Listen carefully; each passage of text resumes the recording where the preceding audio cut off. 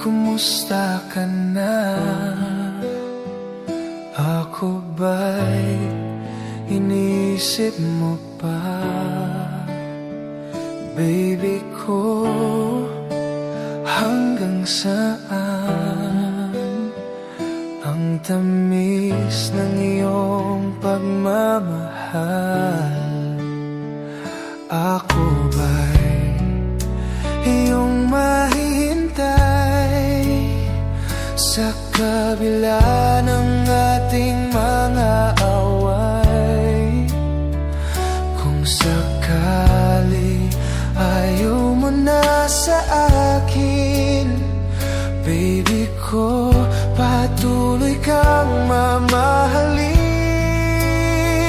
Kung sino man ang may kasalanan sa ating dalawa, kung sa tingin mo ay ikaw, baby, pinatawad na kita.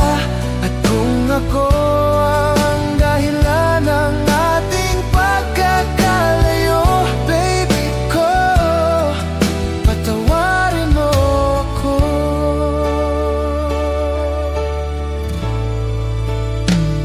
Baby ko, kumusta ka na? Ako ba